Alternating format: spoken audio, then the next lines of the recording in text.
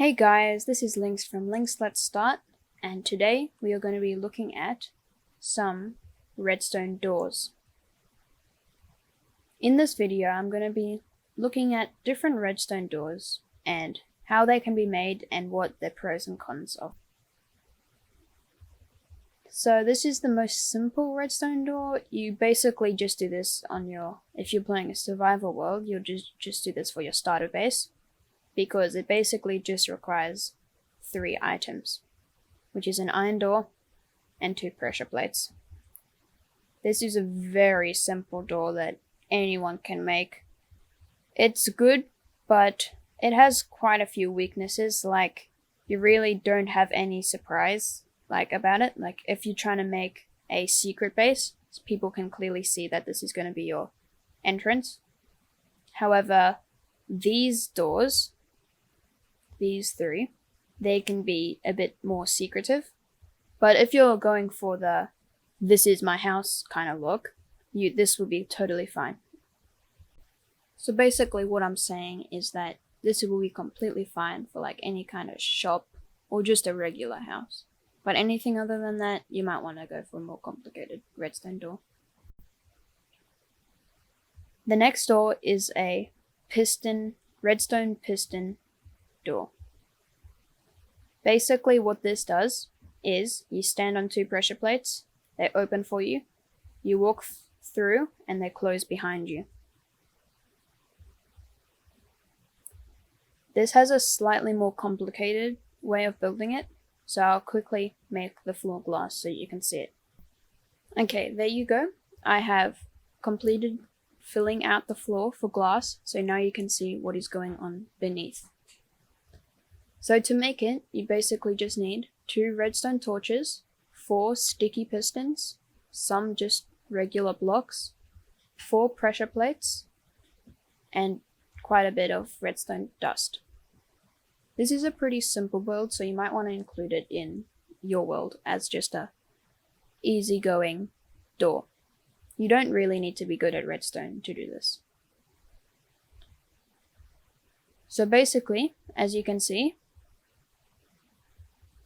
what happens is when you stand on these pressure plates, same as on that side, this redstone dust can take that signal and push it into this block, which then turns off this redstone torch, as shown. You see how it is off when you step on it and turns back on when you're off it. There's just a block above that takes the same output below, which makes both of these pistons, and same on this side, push towards to create this blockade. But when you step on it, you see how they turn off, which means these turn off, which means the whole thing retracts and you can walk through. This is a very good redstone door, and it's one of my personal favorites, as it is a very simple design and you can use it pretty easily. This door is also very handy, as you can cover it up with grass or stone or wherever you actually are. You can completely cover it up except for the actual pressure plates and the blocks. This means that it can be very secretive, because you might not see the pressure plates if you're in a mountain and it's resting on stone. So you can put secret bases behind it, etc. This is handy if you don't want your friends or enemies to find your base. Next, onto this door. This is definitely my favorite, but the only weakness is that it's a one-time use. All you need to do is press this button. See? Now you can walk straight through into your base.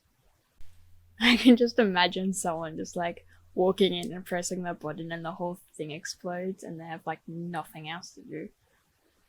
Just don't mind me. But this is the main event.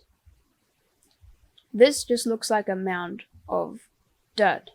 But when you take this block, which is just a redstone dust that I've renamed Magic Key, only this block, named this specific way, can open this secret door. I'll give you an example and then I'll show you how it works. If I try to put any other block, such as sandstone, you see how it collects it? or grass block or any other block, nothing happens. But as soon as I put in the magic key, you see how a door opens, only for a short period of time. That is so that people can't follow you back into your base. And now you've got your secret little area, which you can make your whole underground base, or just a pathway into your castle or whatever you're making. You can then collect back your key. It's handy to have more than one, because if you might miss the opening. And to exit, you just press this button. And there you go. And you don't even need that much space to build this, but it has a few complicated redstone mechanics inside. So if you just want to do this into your world, just copy my instructions directly, and you should be fine. So I'll quickly remove the dirt so I can show you what's really happening.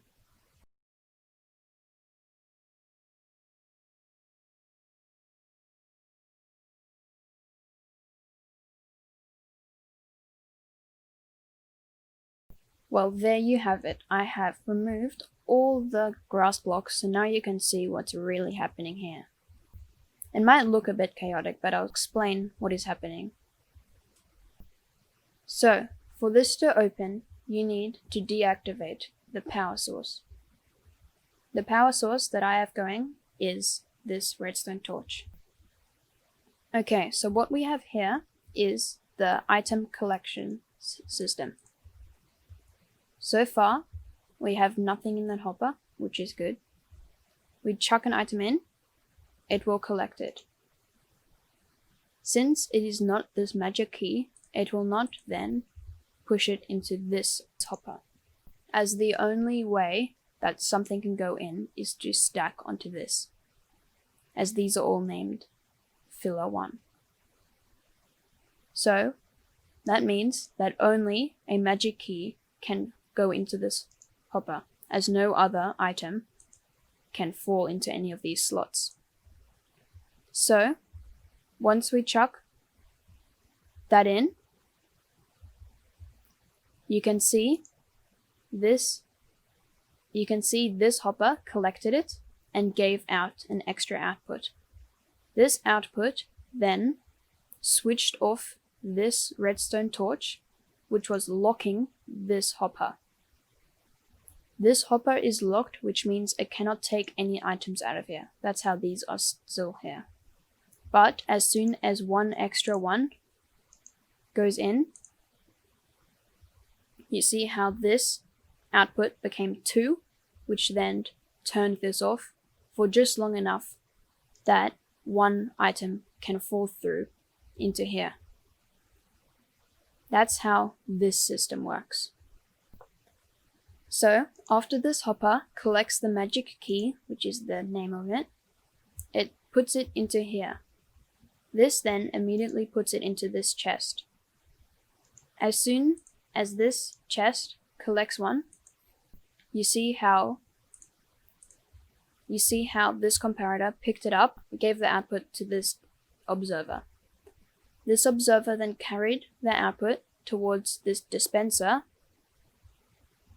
which then spat out, or should I say dispensed, another magic key. This key flowed down this water, running along these pressure plates. Since there is ice underneath, that means it ran smoothly along and didn't stop. These redstone dust below collects that output and then deactivates this piston, which then retracts the secret hole so we can go down into the base. After the redstone dust gets spit out and carries along here, it goes up this bubble elevator, as shown, and flows down into this hopper. This hopper then picks it up and puts it all the way back into this dispenser, so this dispenser never runs out of redstone dust. But since the comparator is only getting a brief pulse, it's too fast for the observer to recognize it, which means it doesn't spit anything out, which means this doesn't retract. The pulse that we need to extend will unlock this hopper. Right now, because the redstone torch is next to the hopper is locked, which means that it can't take any items out of this chest. We need to extend the pulse because if it is too quick, that means this hopper will take out the item too fast for this comparator to see that there is an item inside, which means that this observer will not sense the block update.